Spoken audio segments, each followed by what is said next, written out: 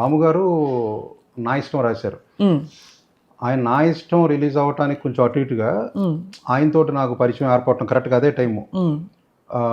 ఏర్పడి ఈవినింగ్స్ సాయంత్రం రాగా కూర్చుందాం అని చెప్పి అన్నప్పుడు ఆయన మాట్లాడిన మాటలన్నీ కూడా ఒక 10-15 సెషన్స్ అయిపోయిన తర్వాత సో చాలా ఇంట్రెస్టింగ్ ఇన్ఫర్మేషను చెప్తున్నారు.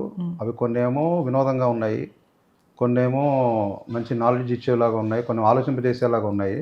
ఇవన్నీ ఎక్కడ రాస్తే బాగుంటుంది కదా అని చెప్పి ముందర డైరీలో రాసుకుందాం అని చెప్పి నాకు నేను ఏదో సెల్ఫ్ వ్యాసం కింద రాసుకున్నాను.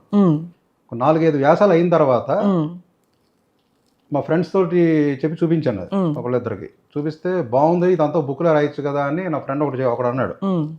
సో దాంతో థాట్ వచ్చింది, కరెక్ట్ బుక్లో రాయొచ్చు, కానీ ఎలా రాయొచ్చు, ఇలాంటి సెషన్స్ కంటిన్యూ అవుతూ ఉండగా ఒక వాల్యూమ్ అయిన తర్వాత దాన్ని లాక్ చేసి అప్పుడు మనం ప్రింటింగ్ ఇవ్వచ్చు అని చెప్పి అనిపించింది.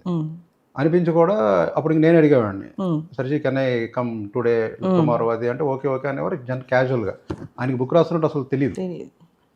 రాయిగా నేను ఎప్పుడో దాదాపుగా ఒక 15-18 వ్యాసాలు అయిపోయిన తర్వాత ఆయనకి నేను చెప్పాను, ఇలాగ నేను రాస్తున్నానండి అని చెప్పి. అంటే అప్పుడు కూడా ఆయన పెద్ద రియాక్ట్ అవ్వాలి.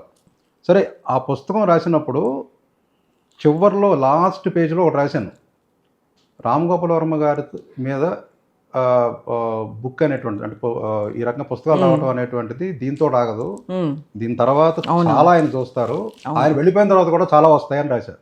కరెక్ట్. అప్పుడు నాకున్న భావన అది ఇప్పుడు మొత్తానికి మన ఈ నరేంద్రాచారి కావచ్చు, ఇప్పుడు రేఖా పర్వత, మీరు చెప్పిన పేర్లని వీళ్ళందరూ కూడా అలా రాస్తూ ఉంటే ఎక్కడో ఫీలింగ్ ఏంటంటే నేను అనుకున్నది నిజం అవుతుంది కదా అని హ్యాపీనెస్. ఇంకా ముగ్గురు ఉన్నారంటే ఎగ్జాక్ట్లీ శేష్ గారు ఆల్రెడీ రాసిన చెప్పారు నాకు ఎప్పుడైనా.